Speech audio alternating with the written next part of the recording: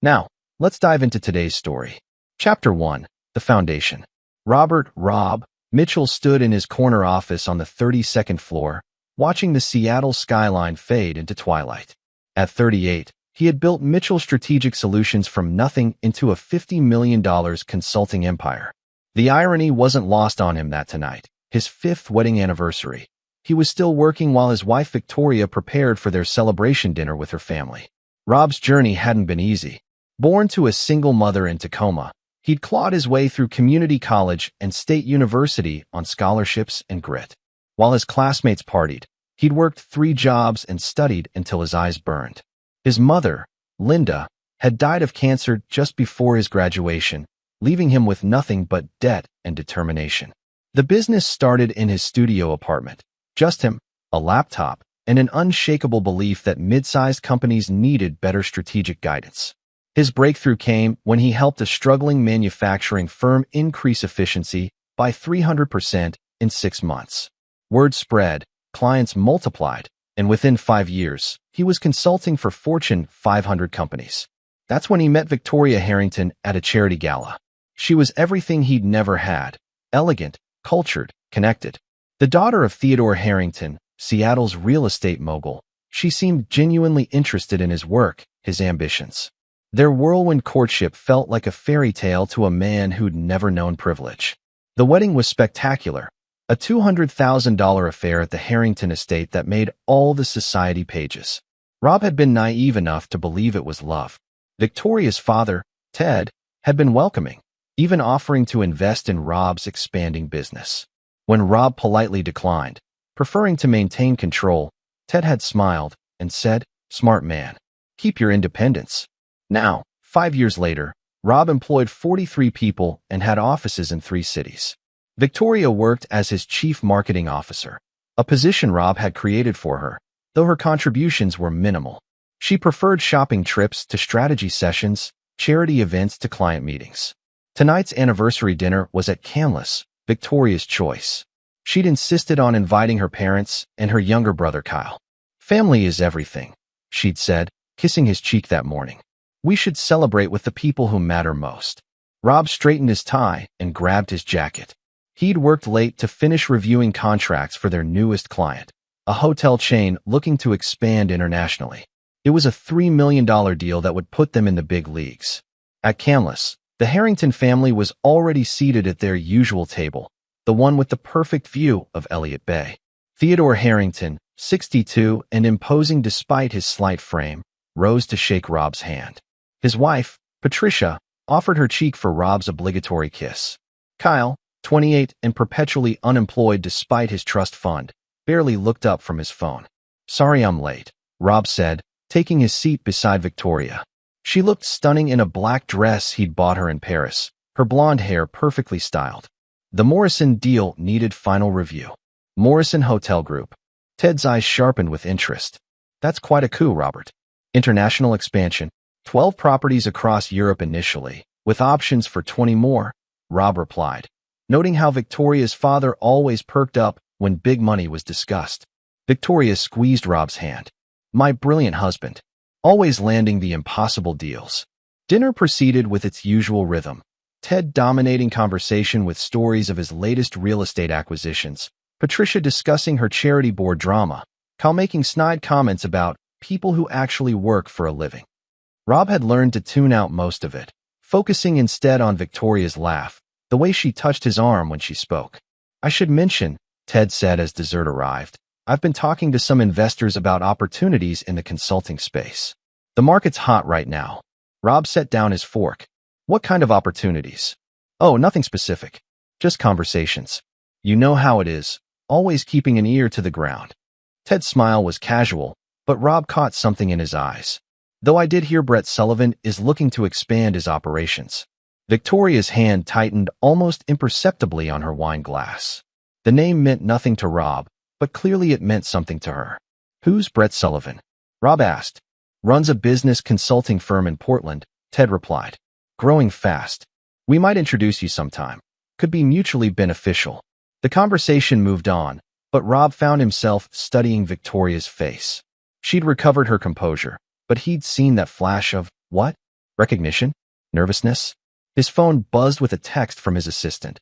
Morrison contracts signed and filed. Congratulations on the biggest deal in company history. Rob smiled and raised his glass. To new beginnings, he said, though he couldn't shake the feeling that something had shifted at their table. Chapter 2. Cracks in the Foundation. The following weeks brought a subtle change in Victoria's behavior that Rob couldn't quite define. She'd always been social, but now she seemed constantly busy with meetings and lunch appointments that kept her away from the office for hours. When Rob asked about her marketing initiatives, she'd deflect with vague mentions of networking and brand building. More troubling were the late-night phone calls. Victoria had always been a light sleeper, but now she'd slip out of bed when her phone buzzed, taking hushed conversations in the kitchen or their home office. When confronted, she claimed it was her sister calling about their mother's health issues. Rob's suspicions crystallized 3 weeks after their anniversary dinner when he returned early from a client meeting in Vancouver. Victoria's car was in the driveway, but the house felt empty. He found her in their bedroom, hastily closing her laptop. "You're back early," she said, her smile too bright. "Flight was ahead of schedule. What are you working on?" "Just some charity event planning." "Very boring." She closed the laptop completely. "How was Vancouver?" Rob studied her face, the slight flush, the way she avoided his eyes. "Productive. The tech startup wants to retain us for their IPO preparation." "That's wonderful, darling." Victoria kissed his cheek and headed for the bathroom. "I'm meeting Mom for dinner. Don't wait up." That night, alone in his home office, Rob made a decision that would have seemed paranoid just months earlier. He installed discreet monitoring software on their shared household devices and hired a private investigator, not to follow Victoria, but to research Brett Sullivan. The PI's initial report arrived within days. Brett Sullivan, 35, ran Sullivan and Associates, a Portland-based consulting firm specializing in corporate restructuring and acquisitions. Divorced, no children, known for aggressive business tactics. Most interesting, he'd been making frequent trips to Seattle over the past 6 months. Rob dug deeper into Sullivan's background. The man was impressive, Stanford MBA, former McKinsey consultant, built his firm from nothing much like Rob had. But there was a ruthless edge to Sullivan's success stories. Companies that hired him often ended up sold or dramatically restructured, with original leadership pushed out. The pieces began forming a picture Rob didn't want to see. His investigation took on new urgency when Victoria announced she'd be attending a marketing conference in Portland the following weekend.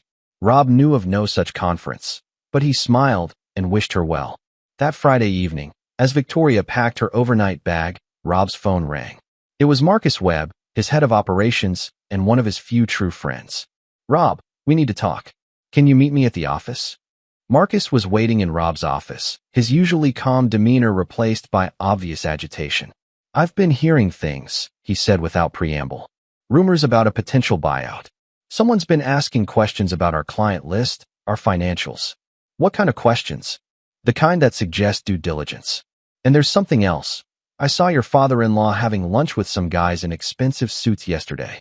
At first I thought nothing of it, but then I recognized one of them from a photo in Forbes. He's a partner at Silverman and Associates." Rob knew the name. Silverman was one of Seattle's most prestigious investment firms, specializing in mergers and acquisitions. "Marcus, I need you to do something for me, and I need your word that it stays between us." His friend nodded grimly. "Start documenting everything, every client interaction, every financial record, every decision I've made. Create backups of all our critical data and store them somewhere off-site. And if anyone approaches you about the company, I want to know immediately." That weekend, while Victoria was supposedly in Portland, Rob drove past her favorite spa, her usual shopping haunts, even her parents' house. Her car was nowhere to be found. Sunday evening, she returned home with shopping bags from stores that had no locations in Portland. "How was the conference?" Rob asked casually. "Informative. Lots of new digital marketing trends." Victoria unpacked clothes that still had Seattle store tags partially removed. Rob said nothing, but that night he called his attorney, not the family lawyer who'd handled their prenup, but Sarah Kim, a cutthroat corporate attorney he'd met through business circles. "I need you to review something," he told her. "My prenuptial agreement. I want to understand exactly what protections I have regarding my business." "Rob, is everything all right?" Let's just say I want to be prepared for any possibility. Sarah's review was sobering. The prenup protected Rob's premarital assets, but was vague about business growth during the marriage. If Victoria could prove she'd contributed to the company's success, which her position as CMO might suggest, she could potentially claim a significant stake. Worse, Sarah explained, Washington is a community property state. If she can establish that the business grew substantially during your marriage due to joint efforts, the court might view it as marital property regardless of the prenup. And if she's having an affair? Infidelity doesn't affect property division in Washington. You'd need to prove fraud or some other malfeasance. Rob thanked Sarah and hung up, his mind racing. He was being played by his wife, possibly by her father, definitely by someone who understood the legal landscape better than he'd given them credit for. That night, he made another call to his PI. I want full surveillance on my wife. Every meeting, every phone call you can legally monitor, everyone she talks to. And I want to know everything about Brett Sullivan's business, his clients, his methods, his financials. Rob, the PI said carefully, are you sure you want to go down this road? Sometimes ignorance really is bliss. Rob thought about everything he'd built, everything he'd worked for since his mother's death. I'm not the kind of man who chooses bliss over truth. As he hung up, Victoria appeared in the doorway in her silk pajamas, beautiful and treacherous. Who were you talking to, honey? Just Marcus. We have a big week ahead. She smiled and kissed his forehead. My hardworking husband. Don't stay up too late. Rob watched her walk away and realized he was seeing her clearly for the first time in years. Chapter 3. The Overheard Truth. Rob's suspicions reached a breaking point 2 weeks later when Victoria suggested they celebrate their anniversary a month late with dinner at the exclusive Harbor Club. Dad wants to discuss some investment opportunities with you, she'd said. He thinks it might be time to bring in some strategic partners. The Harbor Club was Theodore Harrington's domain, an old money establishment where Seattle's elite conducted business over $30 stakes. Rob had always felt like an outsider there, despite his success. Tonight, that feeling intensified as Ted held court at their private dining room, joined by Patricia and Kyle. During cocktails, Ted was unusually expansive about Rob's achievements. You've built something remarkable, Robert. From nothing to $50 million in revenue. That takes vision. Thank you, Ted. Of course, sustaining growth at that level requires different skills. Sometimes founders need to evolve their role as companies mature. Rob caught the subtle message but said nothing. Throughout dinner, the conversation kept circling back to business strategy, market consolidation, the benefits of strategic partnerships. Victoria seemed unusually quiet, contributing little beyond encouraging smiles. Coffee had just been served when Rob's phone rang. The caller ID showed his biggest client, Morrison Hotel CEO, calling about an urgent issue with their European expansion timeline. I'm sorry, but I need to take this, Rob said, stepping toward the door. Use the side office, Ted suggested. More private. Rob walked down the hallway to a small office Ted sometimes used for business calls.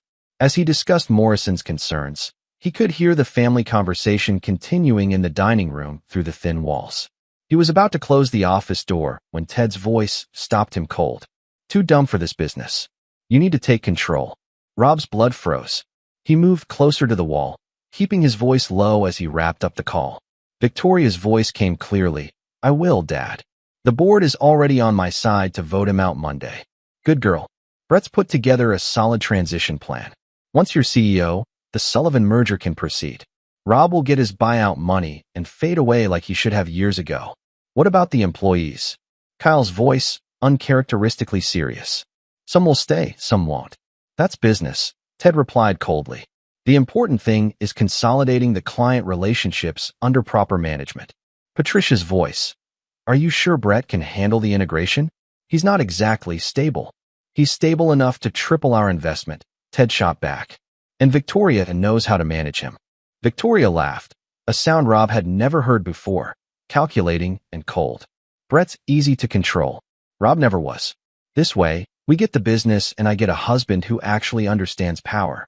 Rob's hand tightened on his phone as the conversation continued. The prenup won't be a problem? Ted asked. Sarah Kim already explained the loopholes. As CMO, I can claim substantial contribution to company growth. Washington's community property laws will do the rest. Between that and the board vote, Rob will have no choice but to accept our offer. And if he fights? Victoria's voice turned vicious. Then we destroy him. Brett has connections Rob doesn't. We can make sure he never gets another major client in this city. Rob realized they were wrapping up their conversation. He quickly finished his call and composed his face into a neutral expression. When he returned to the dining room, the family was discussing dessert options as if they hadn't just planned his professional assassination. Everything all right with Morrison? Victoria asked sweetly. Just timeline adjustments. Nothing we can't handle. Ted smiled. That's what I admire about you, Robert. Always confident in your ability to handle things. Rob stood and raised his glass of wine, his smile matching Ted's for calculation. To new beginnings, he said, meeting each of their eyes in turn. Victoria clinked her glass against his, her expression loving and supportive. To new beginnings. The ride home was quiet. Victoria seemed lost in thought, occasionally glancing at Rob with an expression he now recognized as appraisal rather than affection.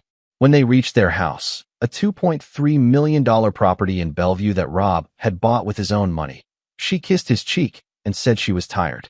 Big day tomorrow, she murmured. Yes, Rob agreed. Very big. Alone in his home office, Rob opened his laptop and began making calls. First to Marcus Webb. Emergency meeting, 6 a.m. tomorrow. Conference room.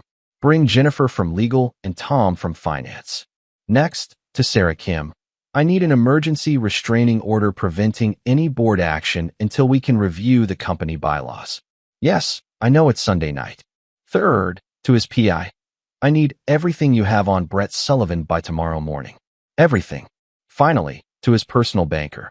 I need to discuss moving some assets into protected accounts. Rob leaned back in his chair, staring at the family photo on his desk, him and Victoria on their wedding day, both smiling brilliantly. He'd been so proud that day, convinced he'd finally found someone who loved him for who he was rather than what he could provide. Now he understood the truth. Victoria had never loved him. She'd studied him, learned his weaknesses, identified his vulnerabilities, positioned herself to take everything he'd built. But Victoria and her family had made one crucial mistake. They'd assumed Rob was the same naive man who'd fallen for a beautiful woman at a charity gala. They'd mistaken his kindness for weakness, his love for stupidity. They were about to learn the difference. Rob opened a secure document on his computer and began typing. Operation New Beginnings, Strategic Response Plan. By dawn, he would be ready for war. Chapter 4, The War Room. Monday morning arrived gray and drizzling, matching Rob's mood as he entered his office building at 5:30 a.m. The weekend had been a performance worthy of an Oscar. He'd maintained his usual demeanor with Victoria, discussed their upcoming vacation plans, even made love to her Sunday night, while she whispered promises she had no intention of keeping. Marcus Webb was already waiting in the conference room with Jennifer Park, their in-house counsel, and Tom Russell, their CFO. All three looked concerned but alert. Thank you for coming in early, Rob began, closing the door. What I'm about to tell you stays in this room. Our company is under attack. He laid out everything. Victoria's betrayal, the planned board coup, Brett Sullivan's involvement, Ted Harrington's coordination. By the time he finished, Jennifer was pale and Tom was furiously taking notes. How is this possible? Marcus asked. You control 60% of the board. I thought I did. Rob pulled out a folder. I spent the weekend reviewing our corporate structure. When we incorporated 5 years ago, I retained 60% ownership but created 7 board seats. I hold 3 directly. Victoria holds 1 as CMO. Ted Harrington holds 1 as our largest outside investor. The remaining 2 went to what I thought were independent directors. Jennifer's eyes widened. They're not independent. Douglas Chun, our financial advisor. Turns out he's been Ted's golf partner for 20 years. Amanda Foster from Foster Marketing. Her firm has been getting referrals from Ted's real estate business for the past 3 years. Tom whistled low. So if Victoria, Ted, Chun, and Foster vote together, 4 votes to my 3. They can remove me as CEO and accept any buyout offer they choose. Rob's voice was controlled, but his anger was evident. Victoria will become CEO, Sullivan's firm will acquire us, and I'll be forced to accept whatever they offer. Can we challenge this legally? Jennifer asked. Sarah Kim is working on it, but Washington corporate law is clear. The board has broad authority to make these decisions if they can prove it's in the company's best interest. Marcus stood up, pacing. This is insane. You built this company. These people have contributed nothing. Actually, that's not entirely true.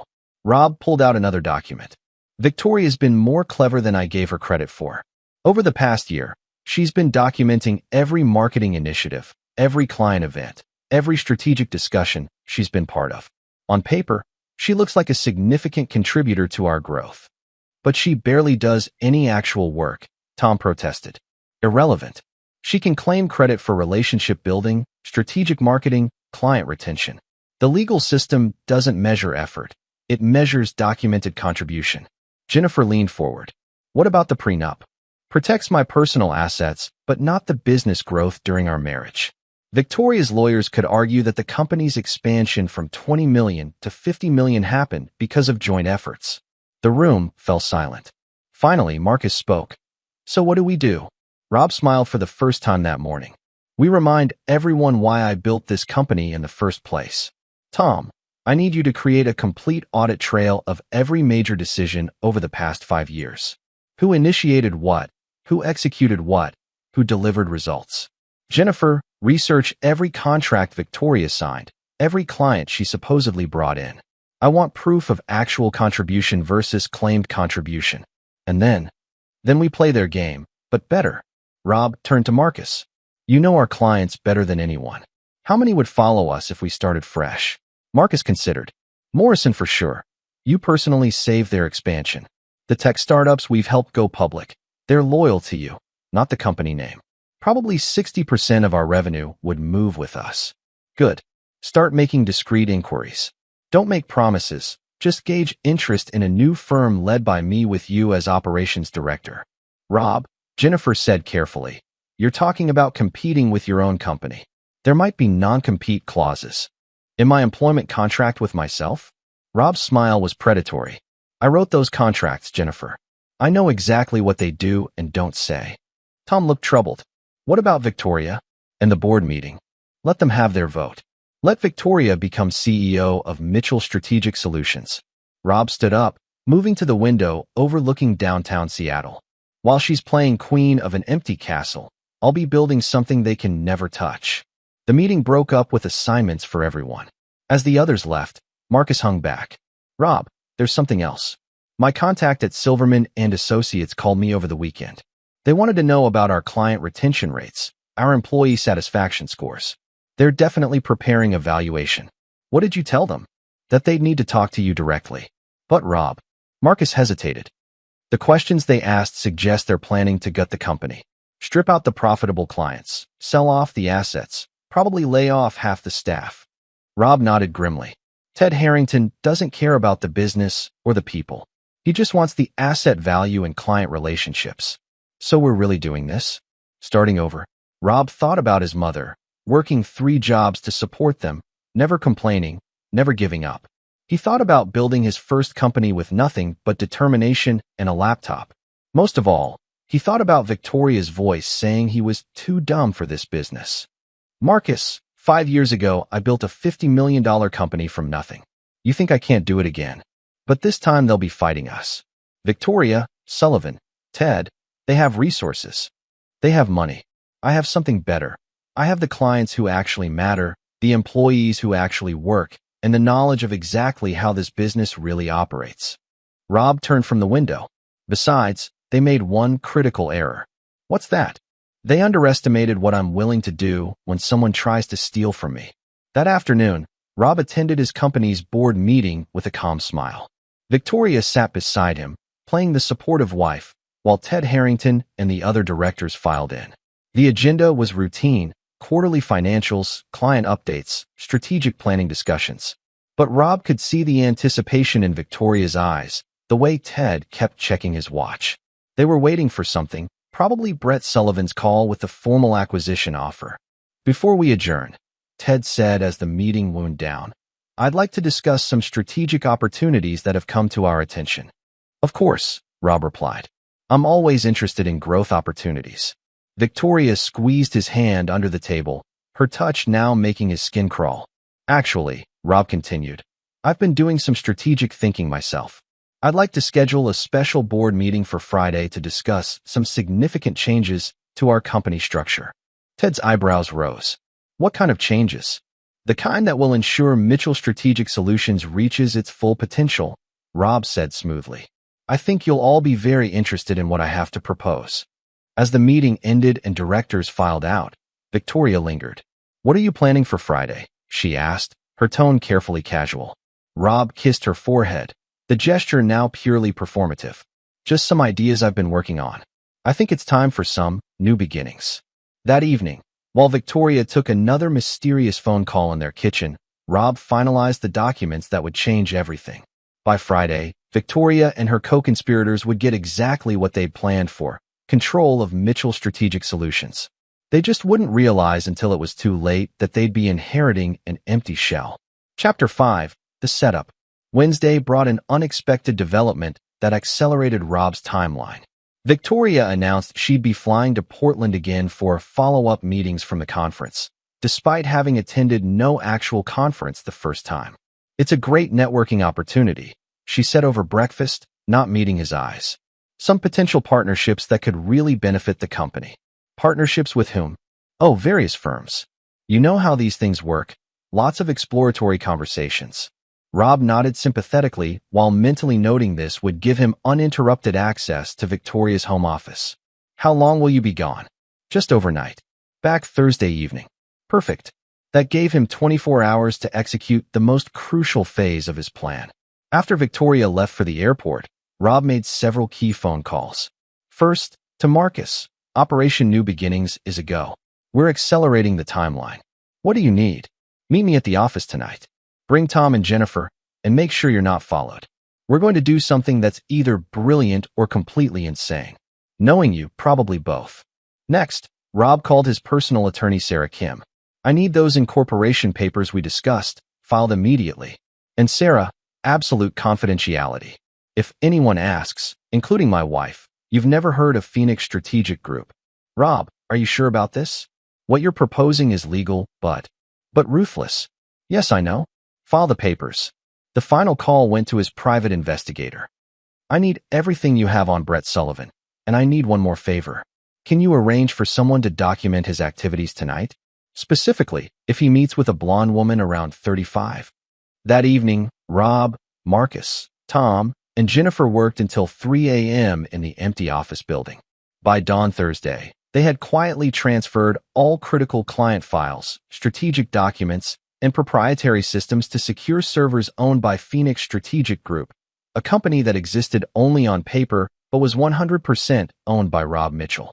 The beauty of this, Rob explained as they finished, is that we're not stealing anything. We're copying information that I created, using systems I paid for a company I own.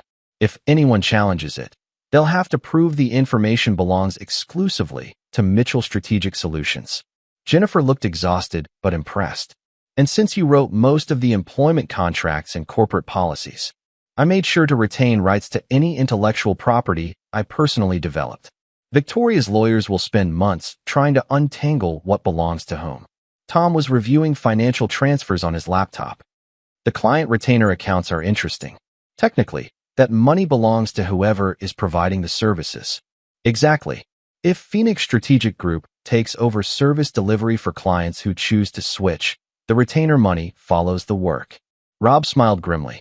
Mitchell Strategic can keep the office lease and the furniture. I'll keep the actual business. Thursday evening, Victoria returned from Portland with shopping bags and stories about productive meetings. Rob listened attentively while noting that she seemed nervous, checking her phone constantly. Everything all right? He asked. Of course. Just excited about some of the opportunities we discussed. I think you'll be very pleased with what might develop. I'm sure I will. That night, as Victoria slept beside him, Rob received a text from his PI. Subject met with male companion at downtown Portland hotel. Intimate relationship confirmed. Full documentation available. Rob deleted the text and stared at the ceiling. Tomorrow's board meeting would change everything. But first he needed to make one final move. Friday morning, Rob left the house early under the pretense of preparing for the board meeting. Instead, he drove to a coffee shop across from Brett Sullivan's Seattle hotel, the Grand Hyatt, where Victoria had apparently been meeting him during her marketing conferences. Sullivan emerged at 8:30 a.m., and Rob got his first look at the man who'd been sleeping with his wife and planning to steal his company. Tall, athletic, expensively dressed. Everything Victoria probably thought she deserved instead of a self-made man from Tacoma. Rob followed Sullivan's taxi to Mitchell Strategic's building, watching from across the street as Victoria met him in the lobby. They embraced longer than business associates should, and Rob felt the last of his emotional attachment to his wife die completely. Now it was just business. The board meeting was scheduled for 2 p.m. At 1:45, Rob entered the conference room to find Victoria, Ted, and the other directors already assembled. Brett Sullivan sat at the far end of the table, apparently as a consulting advisor. "I hope you don't mind," Victoria said with false sweetness, "but I invited Brett to observe. His insights into strategic partnerships could be valuable." "Of course," Rob replied, taking his seat. "I'm always interested in outside perspectives." Ted called the meeting to order and immediately yielded the floor to Victoria. "I'd like to propose," she said, "that this board consider a strategic partnership opportunity that's been presented to us. Brett's firm, Sullivan and Associates, has offered to acquire Mitchell Strategic Solutions for $65 million, with a management structure that would position us for accelerated growth." Rob listened as Victoria laid out the proposal, exactly what he'd expected based on the overheard conversation. Sullivan would acquire the company. Victoria would remain as CEO. Existing clients would be integrated into Sullivan's broader platform. "The offer is generous," Ted added, "and provides immediate liquidity for all shareholders while maintaining growth potential." Douglas Chun and Amanda Foster nodded enthusiastically. Brett Sullivan smiled confidently. "It's an intriguing proposal," Rob said calmly, "but I have a counter-proposal that I think the board should consider." Victoria's confident expression flickered slightly. "I propose that we restructure Mitchell Strategic Solutions entirely.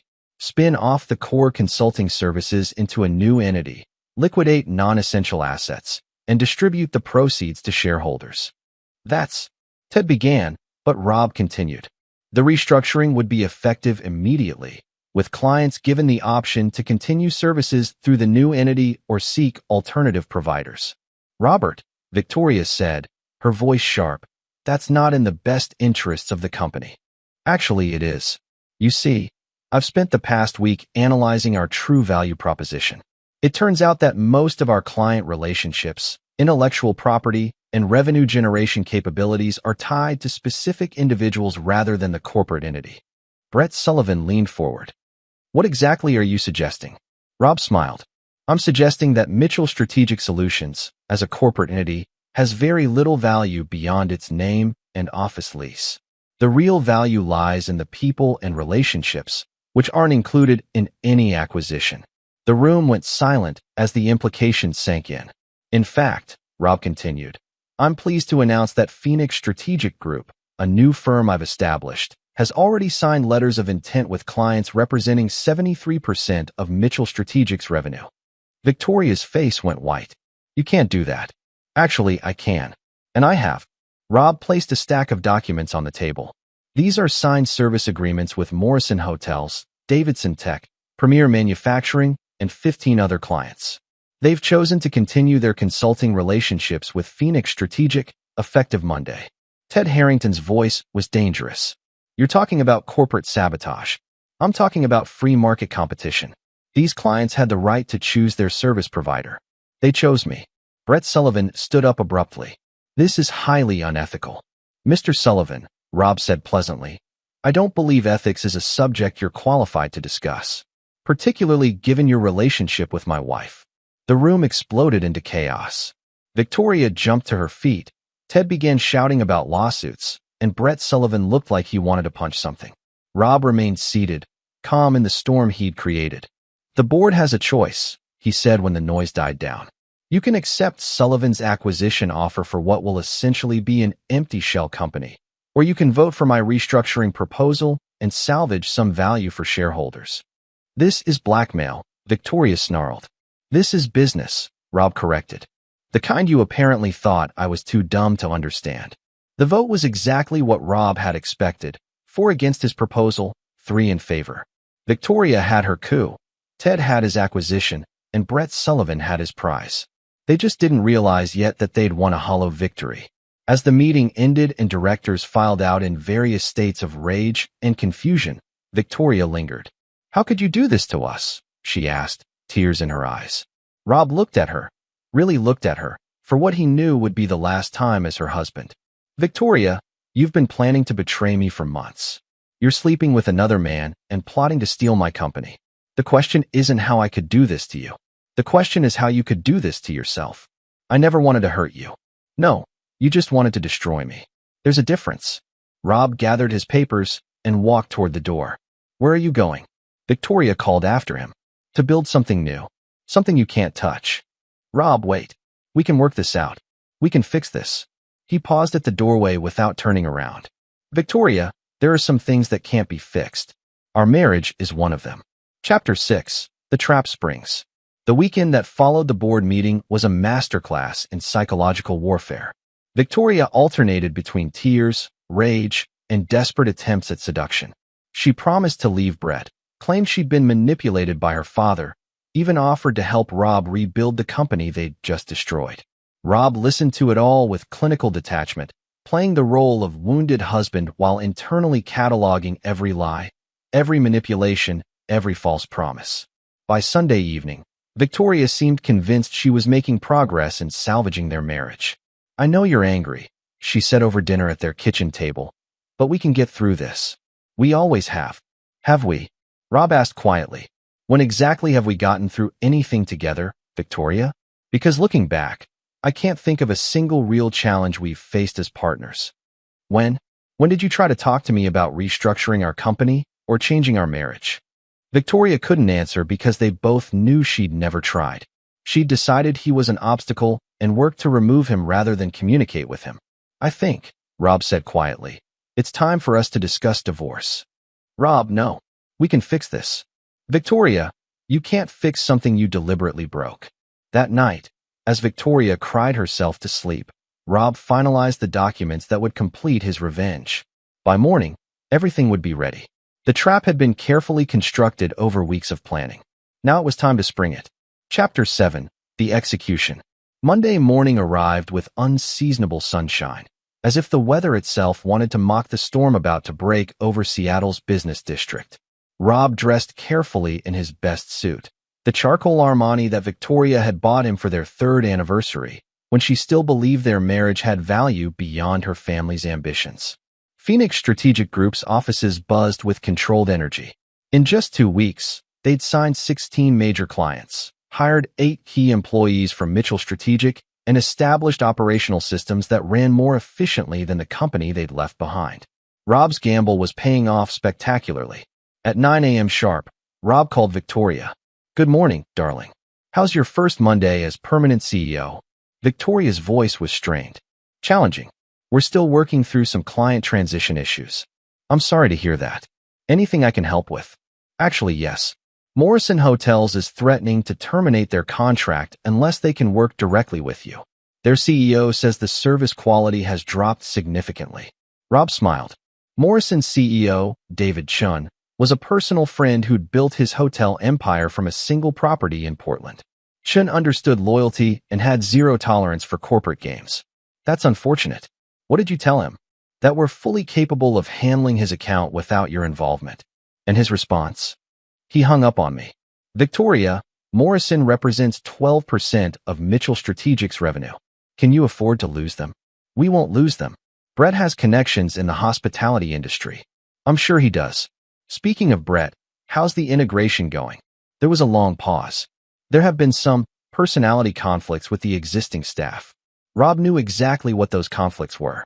Brett Sullivan's management style was authoritarian and condescending, fine for acquiring companies and liquidating assets, disastrous for managing creative professionals who could quit anytime they wanted. "Well, I'm sure you'll work it out. You're very good at managing difficult personalities." "Rob, we need to talk. In person. Tonight." "Of course. Should I come to the office, or would you prefer somewhere more private?" "Home. After work. There are things we need to discuss." Rob spent the day putting final touches on a plan that had taken weeks to develop. At 3 p.m., He received the call he'd been waiting for. "Mr. Mitchell? This is Sarah Kim. Everything's in place. All the documents. Filed and ready. Once you give the word, it's irreversible. And the other matter? Your PI delivered the package this morning. Morrison, Davidson Tech, and Premier Manufacturing all received copies." "Perfect. Thank you, Sarah." At 6 p.m., Rob drove home to find Victoria pacing in their living room, still wearing her business suit, but looking disheveled in a way he'd never seen before. Brett Sullivan sat on their couch, looking equally strained. "I hope you don't mind," Victoria said without preamble. But Brett wanted to be here for this conversation. "Not at all. This affects all of us." Rob took his usual chair, the leather recliner that faced the couch, and waited. Victoria sat beside Brett, close enough to touch, but not touching. Even in crisis, she was calculating the optics. "Rob, we need to end this war before it destroys everything we've all worked for." "What war? I thought we were having healthy business competition." Brett leaned forward. "You know exactly what you're doing. Poaching clients, stealing employees, undermining our operations. It's corporate sabotage. It's capitalism. Clients choose their service providers. Employees choose their employers. I'm not forcing anyone to do anything. You're leveraging personal relationships to damage our business." Rob's smile was arctic. "Brett, you leveraged a personal relationship to steal my business and my wife. I'm just better at it than you are." Victoria flinched. "That's not what happened." "Then explain to me what did happen. Because from where I sit, you conspired with your father to vote me out of my own company, planned to install your lover as my replacement, and expected me to quietly accept being robbed." "It wasn't supposed to be like this," Victoria said, tears starting. "You were supposed to take the buyout money and start something new. Everyone would have won. Except I would have been forced out of the industry I created, you would have stolen the company I built, and Brett would have gotten both my business and my wife. Yes, everyone would have won except me." Brett stood up abruptly. "This is pointless. Mitchell, I'm making you one final offer. Withdraw from competing with Mitchell Strategic, sign a 5-year non-compete agreement, and we'll pay you $10 million. That's generous. What's the catch?" "No catch. Clean break. Everyone moves on." Rob pretended to consider it.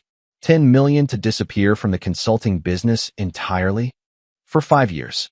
After that, you can do whatever you want. And Phoenix Strategic? Shut it down. We'll absorb any clients who want to stay in the market. Victoria was watching Rob's face intently, hope flickering in her eyes. "It's a fair offer," she said. "More than fair." Rob nodded slowly. "You're right. It is fair. There's just one problem." "What?" "I already turned down a better offer." The room went silent. "What are you talking about?" Brett demanded. Rob pulled out his phone and scrolled to a specific email. "This morning, Morrison Hotels offered me $20 million to become their exclusive strategic advisor. Davidson Tech offered $15 million plus equity for the same arrangement. Premier Manufacturing's offer was $12 million. Victoria's face went white. "That's not possible. Actually, it's inevitable. You see, when clients receive documented evidence that their current service provider acquired them through deception and corporate manipulation, they tend to look for alternatives." Brett was on his feet now. "What evidence?"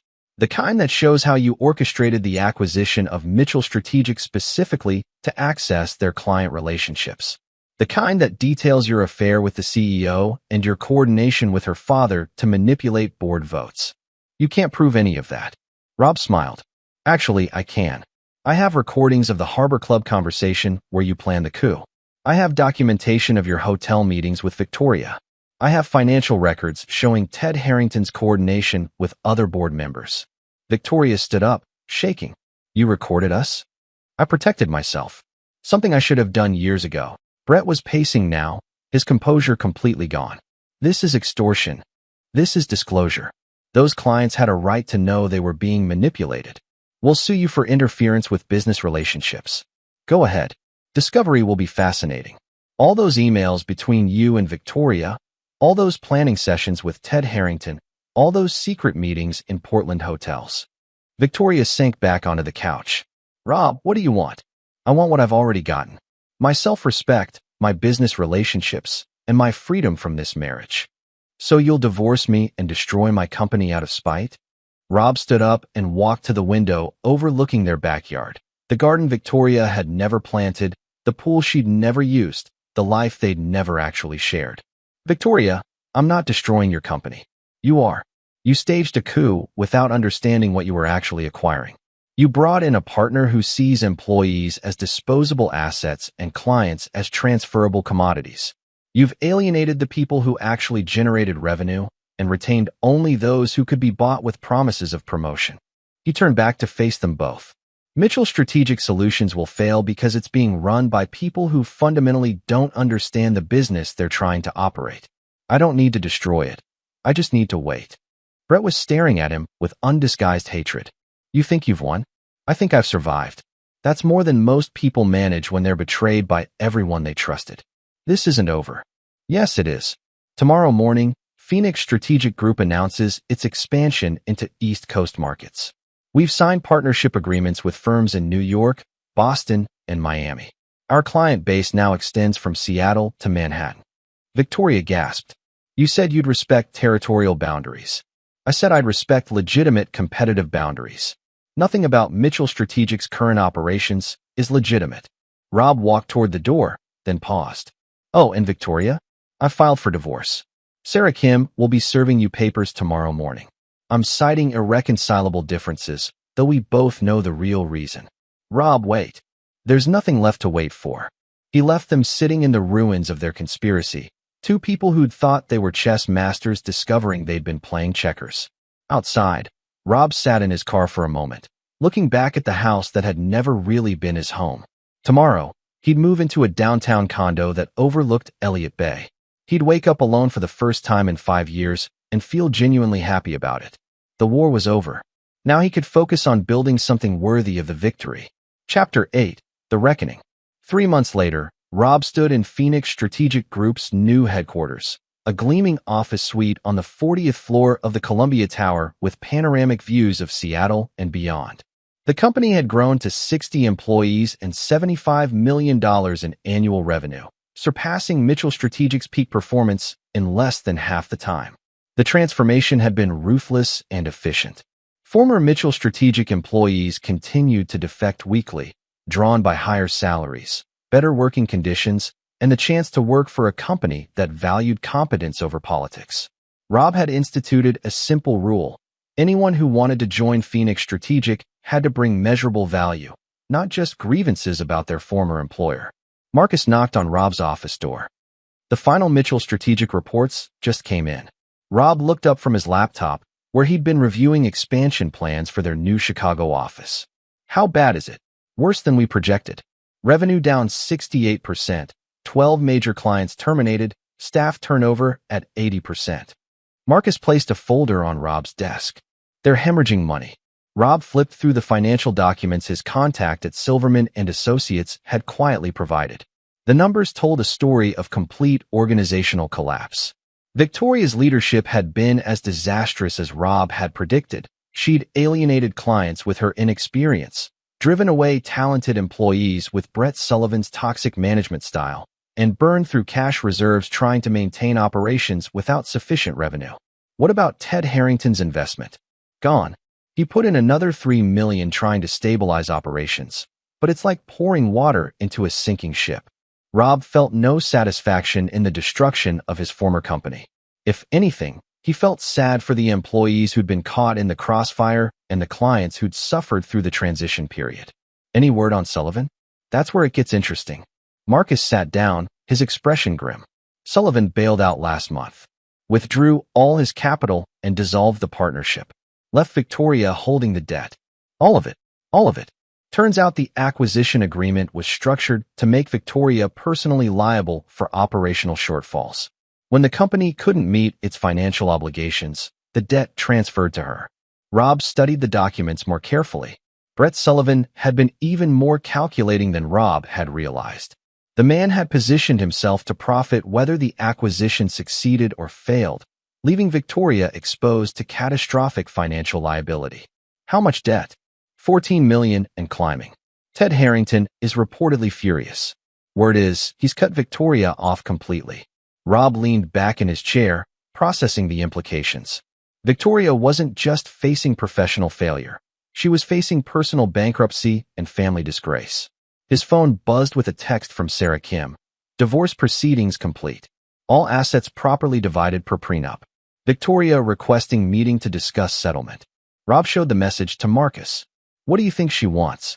Probably to beg for help. Or to blame you for destroying her life. Her life destroyed itself. I just refused to go down with it.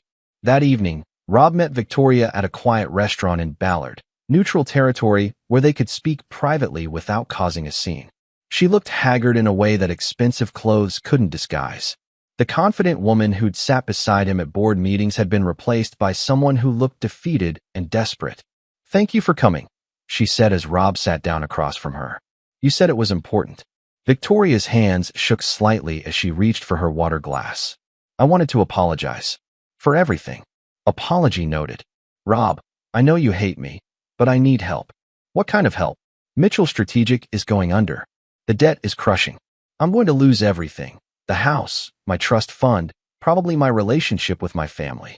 Rob ordered wine, a modest Pinot Noir rather than the expensive bottles they'd once shared. What does that have to do with me? You're the only person who really understands the business. If you came back, even temporarily, you could turn it around. Rob almost laughed. Victoria, you voted me out of my own company, stole my clients, and tried to destroy my professional reputation. Now you want me to save you from the consequences. I know how it sounds. It sounds insane. That's not fair. We've built a life together. You've built a life. I've been funding it. Monday morning brought the first sign that Victoria's victory might be Pyrrhic. Rob went to his old office, now officially owned by Sullivan and Associates, to collect his personal belongings. Victoria, in her new role as CEO, was already behind his former desk. The lockout was unnecessary, Rob said, noting the changed security codes. I would have transitioned everything professionally. Brett thought it was best to ensure a clean break. Victoria's tone was trying for businesslike, but Rob heard the uncertainty underneath. How's your first day as CEO going? Victoria's smile was strained. Well, there are some adjustments to make. A few clients seemed confused about the transition. Rob nodded sympathetically while knowing exactly what those adjustments were. Morrison Hotel CEO had called that morning, furious about being told their consulting agreement had been transferred to Sullivan and Associates without consultation. 3 other major clients had similar reactions. I'm sure you'll work it out. You're very good at managing relationships. Rob, about Friday, maybe we moved too fast. The board might be willing to reconsider if you're open to negotiation. What kind of negotiation? Well, Phoenix Strategic and Mitchell Strategic could coexist. Serve different market segments. There's room for both companies. Rob pretended to consider this while marveling at her audacity. Even now, she was trying to manipulate him.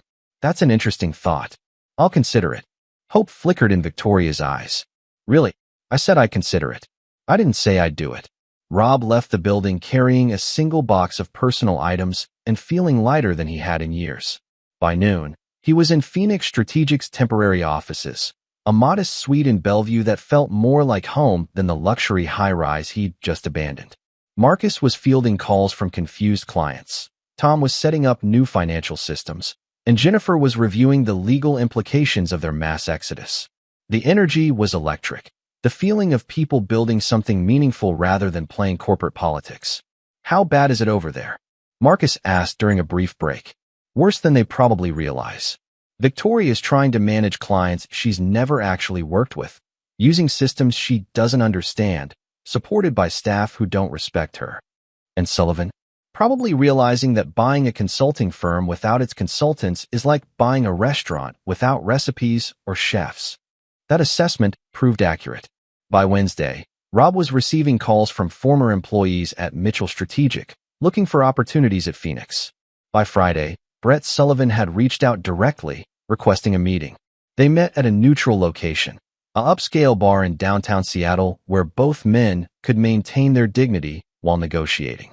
Sullivan was everything Rob had expected, smooth, confident, used to winning through intimidation and superior resources.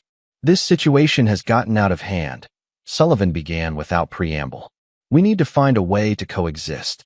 Do we? From where I sit, things are working out perfectly. You've poached our clients, stolen our staff, and damaged our reputation.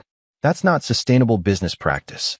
Rob sipped his whiskey, a 20-year-old Macallan that cost more than many people made in a day. Brett, you tried to steal my company and sleep with my wife.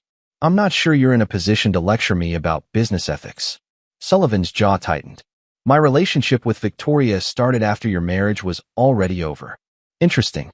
When exactly did my marriage end? Because I don't remember being informed. Look, we can keep destroying each other, or we can find a solution that works for everyone. What did you have in mind? A non-compete agreement. You take the West Coast clients. We take the East Coast. Clean geographical separation. Rob laughed. You're asking me to limit my business to protect yours? After you orchestrated a hostile takeover of my company. I'm asking you to be reasonable. I am being reasonable. I'm letting you keep the company name and the office lease. Everything else was never really yours to begin with.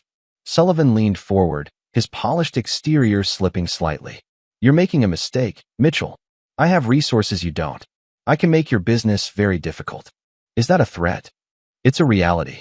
I have connections with major corporations, relationships with acquisition firms, influence with regulatory bodies. I can shut you out of markets you've never even considered. Rob finished his whiskey and stood up.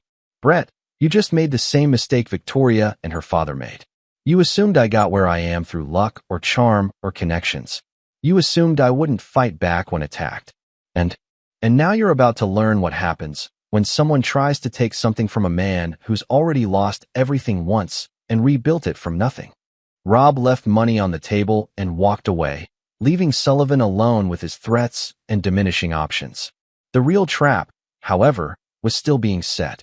That evening, Rob had dinner with Victoria at their house, a meal that felt like a wake for their marriage. How was your meeting with Brett? She asked, confirming that she knew about it. Productive. We discussed territorial boundaries for our respective businesses. Victoria's relief was visible. I'm glad you're being reasonable about this. I'm being practical. Fighting over market share hurts everyone. So you'll stay out of our core business areas? I'll respect legitimate competitive boundaries. What Victoria didn't know was that Rob's definition of legitimate was very different from hers. While she thought he was agreeing to limit Phoenix's strategic scope, he was actually confirming that she had no legitimate claim to the clients, contracts, and relationships that formed the real value of their former company. Victoria, can I ask you something? Of course. When did you decide our marriage was over? She froze, fork halfway to her mouth. What do you mean? You told your father I was too dumb for this business. You've been planning to vote me out for months. You're sleeping with another man. I'm just curious when you made the decision that we were finished. Victoria set down her fork and looked directly at him for the first time in weeks. Rob, I never wanted our marriage to end. I wanted it to evolve. Into what? Into something more balanced. You built something amazing, but you were never going to grow it beyond a certain point.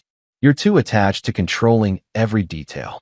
So you decided to control me instead. I decided to help you reach your potential. Rob nodded slowly. And Brett was part of that help. Brett understands business in ways you don't. Strategic partnerships, market positioning, scaling operations. Is that what you call it when you sleep with him? Strategic partnership? Victoria's composure finally cracked. That's not fair. None of this is fair, Victoria. Fair would have been you talking to me about your concerns. Fair would have been you asking for a larger role instead of staging a coup. Fair would have been you ending our marriage before starting another relationship. I tried to talk to you. You never listened. Victoria leaned forward, desperation clear in her eyes. I'll give you controlling interest. 70% ownership. You can restructure however you want. And why would I want controlling interest in a failing company with $14 million in debt? Because you could merge it with Phoenix Strategic. Combine the resources, eliminate the competition. Rob sipped his wine, considering her proposal with the same analytical detachment he'd use for any business decision. Victoria, Mitchell Strategic has no resources left to combine. No clients worth pursuing, no employees worth retaining, no assets beyond furniture and office leases. Merging with it would be like Phoenix Strategic buying an anchor. But the name recognition is associated with failure now.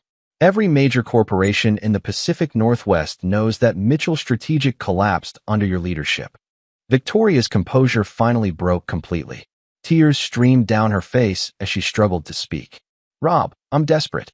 Brett took everything and disappeared. My father won't return my calls.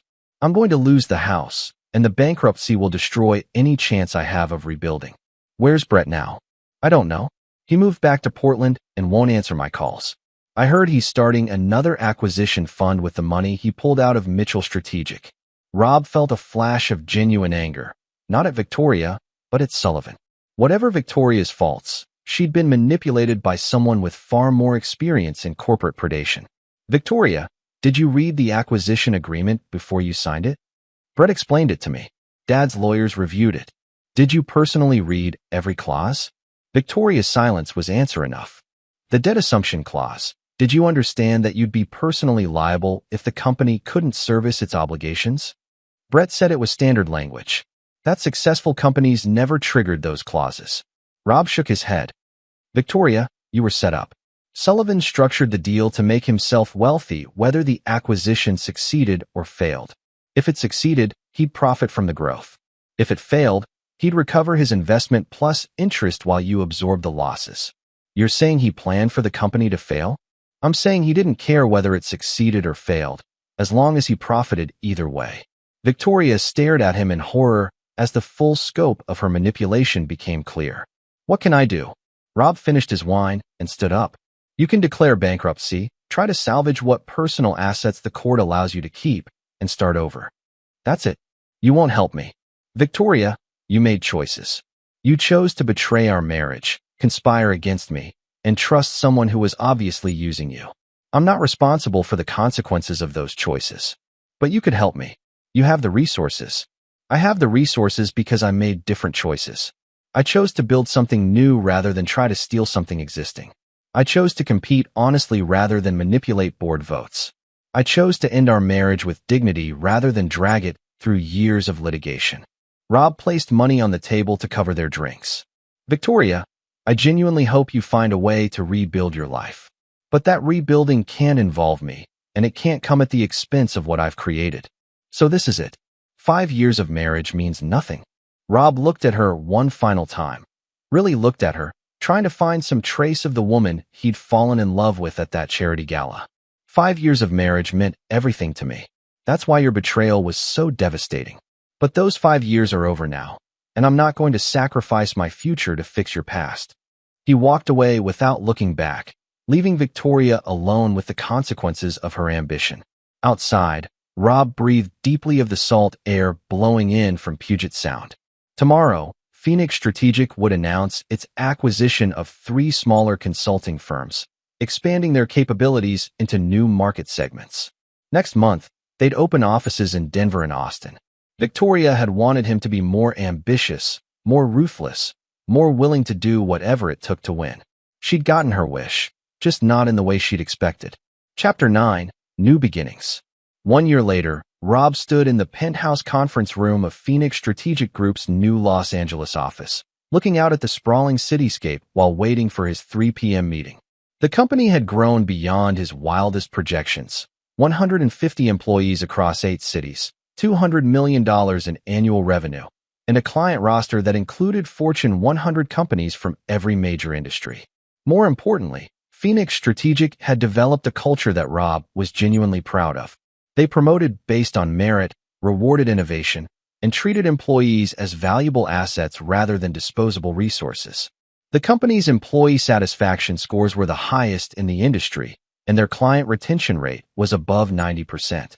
Marcus entered the conference room with 2 other executives, Jennifer Park, now Phoenix Strategic's general counsel, and Alex Chun, no relation to Morrison's CEO, their new chief technology officer who'd revolutionized their service delivery systems. The Hartwell Industries presentation is ready, Marcus announced. Though I still think you should let someone else handle this one. Rob smiled. Marcus, we've been through this. Hartwell is too important a client to delegate. It's not about the client. It's about what happens if Victoria shows up. That was the complication.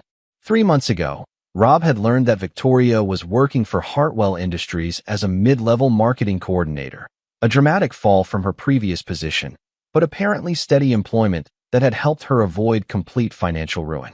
The bankruptcy had wiped out most of her debts, but it had also destroyed her reputation in Seattle's business community. Rob had debated whether to pursue Hartwell as a client. knowing the potential for awkwardness. In the end, business won out over personal history. Hartwell needed strategic consulting for their international expansion, and Phoenix Strategic was the best firm for the job. If she shows up, we'll handle it professionally, Rob said. This is about Hartwell's business needs, not our personal history. The meeting began promptly at 3 p.m. with Hartwell's executive team, CEO Janet Morrison, a woman who'd built her industrial supply company from a single warehouse into a billion-dollar operation, CFO David Park, and their head of international operations, Michael Stevens.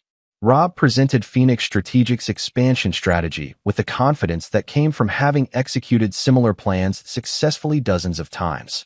They'd identified target markets in Southeast Asia and Eastern Europe, developed partnerships with local firms, and created implementation timelines that balanced aggressive growth with manageable risk. Your proposal is impressive, Janet Morrison said when Rob finished. But I have concerns about cultural integration challenges in the Asian markets. That's a valid concern, Rob replied, which is why we're recommending a phased approach with local partnerships rather than direct market entry. The discussion continued for another hour, covering financial projections, regulatory challenges, and competitive analysis. Rob could see that Hartwell's executives were impressed. They asked detailed questions that suggested genuine engagement rather than polite interest. As the meeting wound down, Janet Morrison stood up. Mr. Mitchell, we're prepared to move forward with your proposal. I'll have our legal team begin drafting the service agreement. Excellent. We can have our implementation team on site next week. Actually, there's one more thing. I'd like you to meet with our marketing coordinator who'll be supporting this project. She has extensive experience with international market research. Rob's stomach tightened as he realized where this was heading. The conference room door opened, and Victoria walked in. She looked different, older, more subdued, dressed in a conservative business suit rather than the designer clothes she'd once favored. Her hair was shorter, her makeup understated, her entire demeanor reflecting someone who'd learned hard lessons about the real world. Rob, she said quietly, her voice carefully professional. Victoria. Janet Morrison looked between them with obvious curiosity. You two know each other? We've worked together before, Rob said smoothly. Victoria has excellent insights into market dynamics. The awkwardness was palpable, but both Rob and Victoria maintained their professional composure as they discussed project details. Victoria's contributions were actually valuable. She'd clearly learned a great deal about international marketing during her time at Hartwell, and her questions about Asian consumer behavior were sophisticated and relevant. After 30 minutes, the meeting ended with handshakes and promises to begin implementation planning. As Hartwell's executives filed out, Victoria lingered. Could we talk privately for a moment? She asked. Rob nodded to Marcus and Jennifer, who left them alone in the conference room. I wanted to thank you, Victoria said when they were alone. For what? For not sabotaging this opportunity.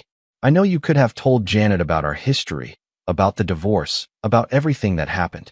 Rob leaned against the conference table.